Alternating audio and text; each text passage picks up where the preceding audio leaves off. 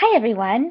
It's Sunday, late afternoon, and so I thought I would come and talk to you a little bit as it has been my pattern.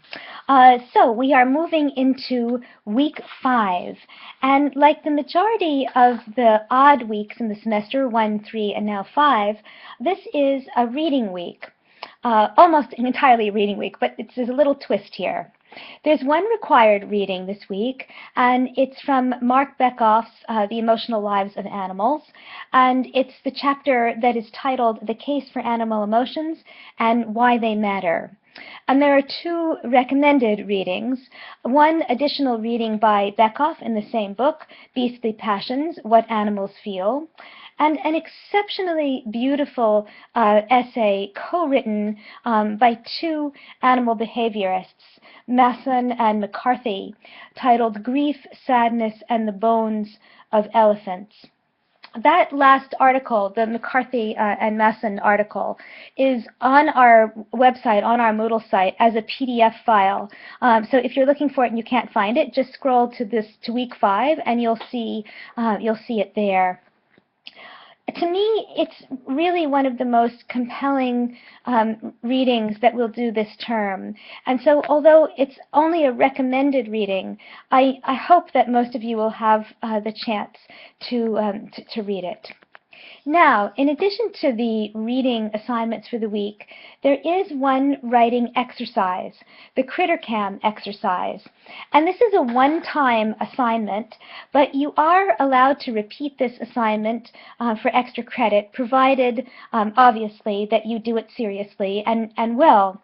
So I want to talk a little bit more about what a CritterCam is and what it does, and of course, what I want you to do in the exercise.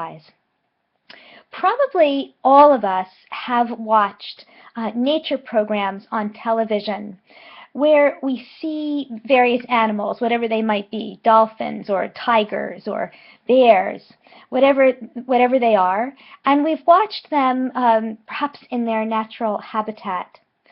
But these programs, good as they might be, are clearly presenting animals that are being photographed by camera people who, at least minimally, and sometimes perhaps much more than just minimally, are occupying, or if we prefer a less neutral word, right, invading the animal's private space. The perspective of the animals, moreover, or perspective on the animals, is inevitably mediated by the people who are shooting the footage and then editing that footage. And of course, what they're doing, right, is they're making it in some ways about the observer as opposed to about the observed. Right? When you edit footage, first of all, when you take footage and then when you edit it, you're calculating, right, how would a viewer respond to this? And of course, the viewer they have in mind is a human viewer. But what if, just as a kind of hypothetical exercise, what if we could see animals without a human observer, right? What if we were not present in the scene and just watched them completely as they are without us to disturb them? How can we become, right, more knowledgeable about animals by becoming, in a sense, or seeing at least, not by becoming them, that would not be possible, right, but seeing as much as possible from their perspective?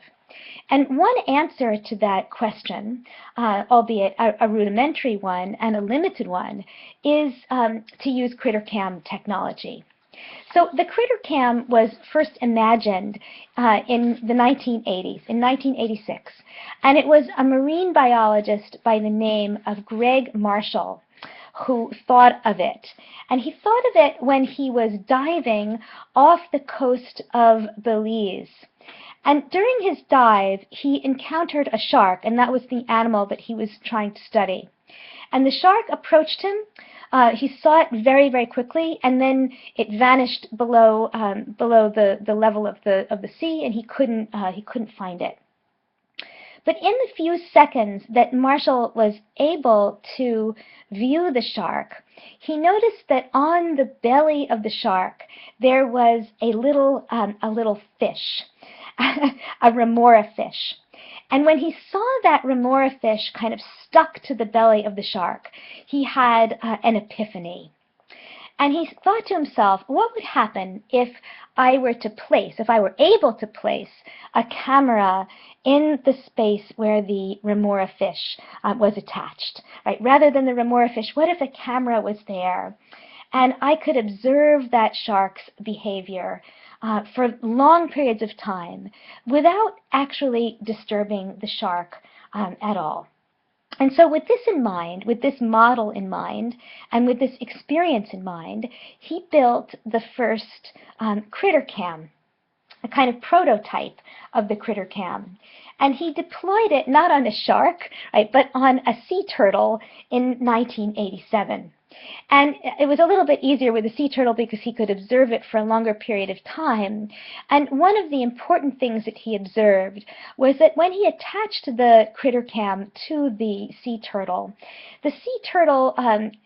behaved normally. It might have been momentarily startled or concerned about the camera, but very, very quickly the sea turtle went back to doing what it ordinarily would do.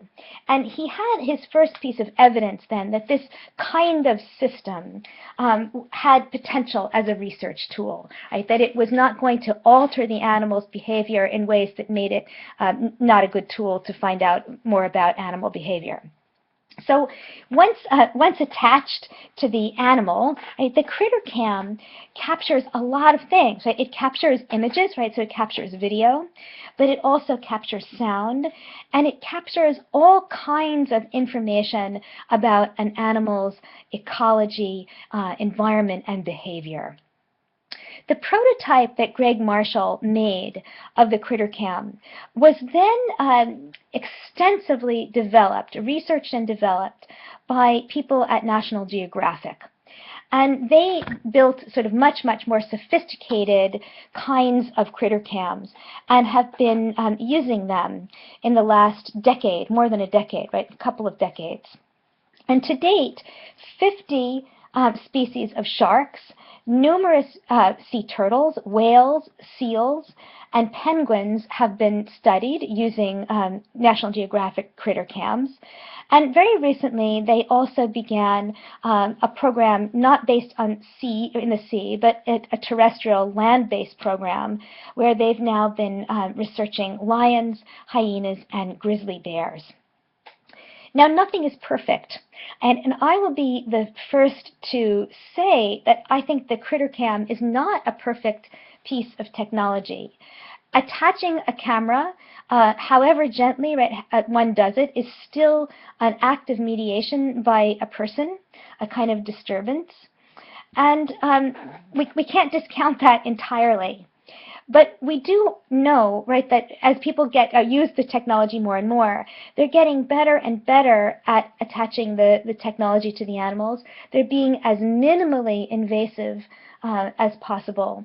And the kinds of data that we're getting from this technology are quite extraordinary. Right? It is now giving us a kind of view into the private life of animals that we simply did not have before.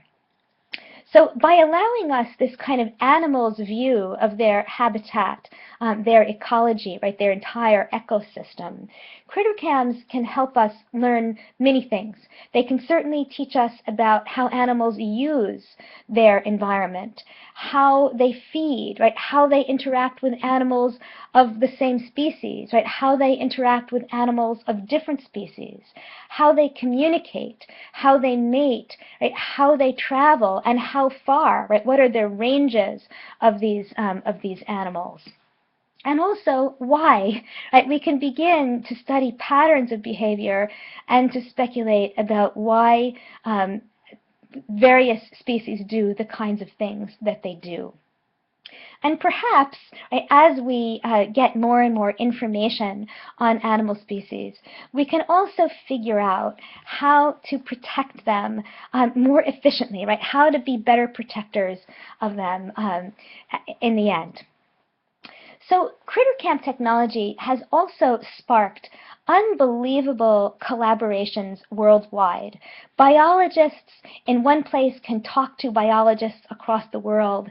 They can collaborate by amassing data and then trying to think through what this data means. And since this is happening kind of on a global level, I'm hoping that we can perhaps, in our small way, contribute to the data that's being amassed by working through this exercise. And if some of you, particularly after doing the CritterCam exercise for the first time, if some of you want to, for the extra credit exercise, to work together and to kind of collaborate on a second CritterCam exercise, feel free to talk to me about that possibility, and we'll see what we can come up with, what would be the best plan. So now let's turn to the specifics of the exercise. And you will find all of these notes in detail in the overview of assignments in the very first block of the Moodle course. But sometimes it helps to hear them and to have me say a little bit more about them. So what is this exercise doing? Right, this exercise is really kind of getting you to show me your best observation skills, and also to show me how you can meaningfully reflect on your observations. And there are three components, right, to the CritterCam exercise. One of them, the very first one, right, is identification. You need to tell me what CritterCam you're using, giving me an address, right, and a web address, what species you are hoping to observe, what geographic location you're observing, and the exact times that your observation begins and ends. So all of that, right, falls under the heading of identification.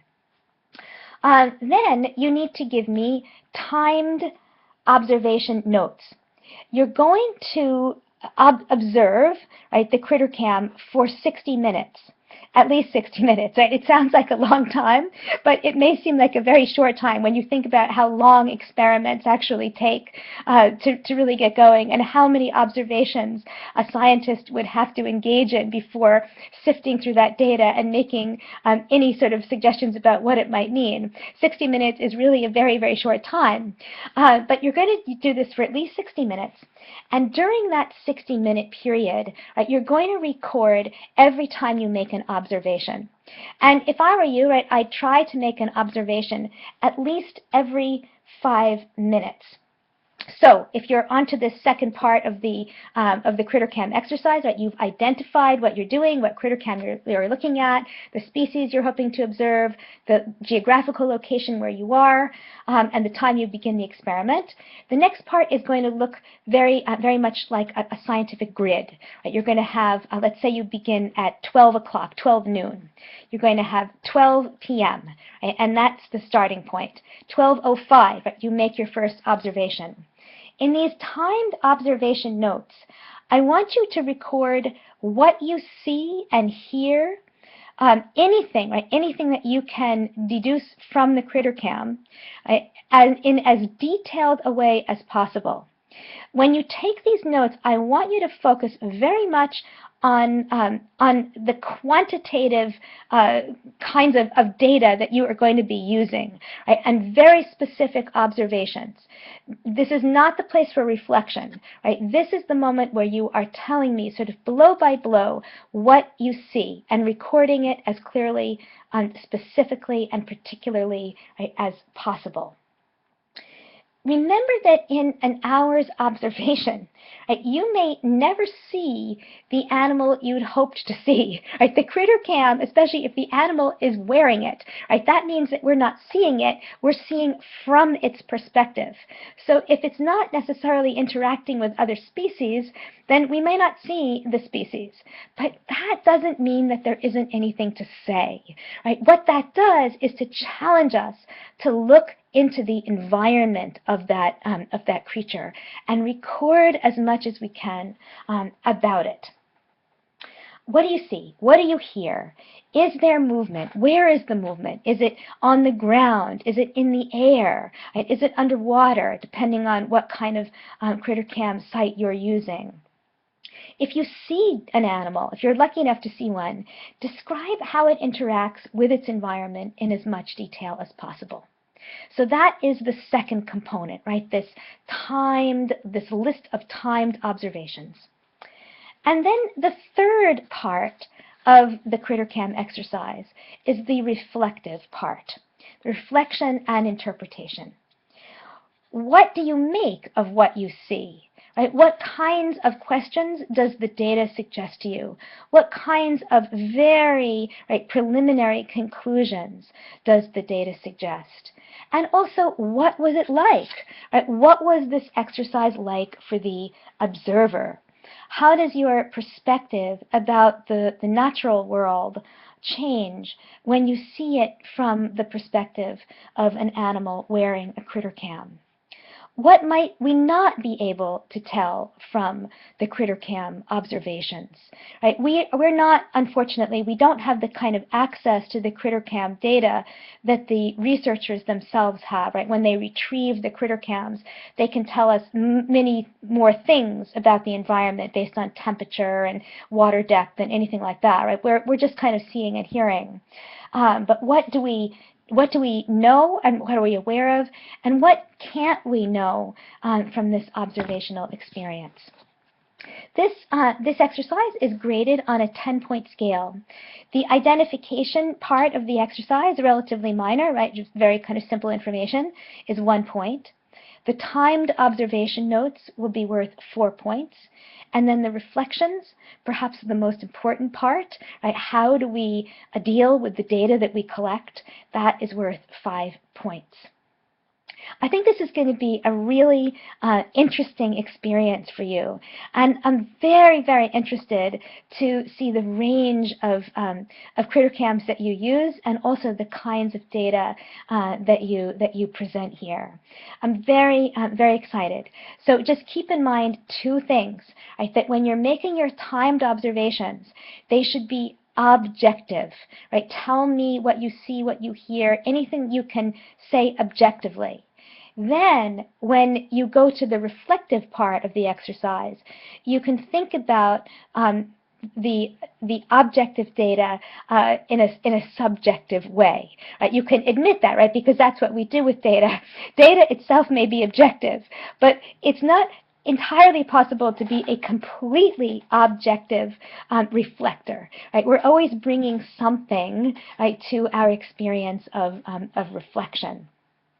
It's an interpretation, right? And interpretations are, by their very nature, at least in part, subjective. I hope that this explanation of the CritterCam exercise helps you undertake the work that we'll be doing this week in a positive way. But of course, if you have questions about the CritterCam exercise or anything else, please send them, right? Send them to the section for questions on the course. I'd be very happy to see your questions and to have the opportunity to respond to them. Keep in mind, too, that there is a list of CritterCams on the syllabus, and you can certainly use one of those, but you're not limited to those. If you have found a CritterCam that is of particular interest to you, please feel free to use it. I think the National Geographic ones are especially good because not all CritterCams, it's funny, right? While a CritterCam really is a camera attached to an animal, many of the CritterCam sites now are a little bit different. They maybe have CritterCams attached to the wall of, let's say, a bear den, and so you are more likely, right, to see animal activity. So also be sure, tell me as much as you can about where that CritterCam is if you don't use a National Geographic CritterCam site. And you can use any CritterCam you want, but just be sure that you cite the one that you're using so I can look at it too. And then finally, I just wanted to add a note on your reading responses from last week. I think that the responses are getting on the whole, better and better. And I just wanted to say, and I think that probably many of you are doing this already, but if you're not already doing this, it's very helpful to read the responses of your colleagues. It helps you to see the range of things that people are thinking about. It also helps you to see the kinds of different approaches that people are taking to the responses. And I always think that that's a useful thing to do. They may give you models, right? You may see what you want to do. You may see what you don't want to do. All kinds of things are available in reading the really very interesting materials of your colleagues, so we can learn from them. The best responses really do a few things. One of them is to strike a balance between offering cogent overviews of the materials that we're reading, that are under discussion, and finding a clear point of focus within those overviews. They also draw, right, meaningfully on the texts as well as on, when it's applicable, personal experience. And of course, right, they are properly referenced.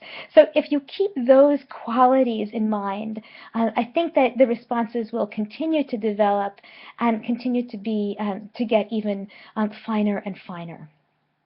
I hope that you enjoy the work of the week. I am certainly going to enjoy reading your CritterCam exercises.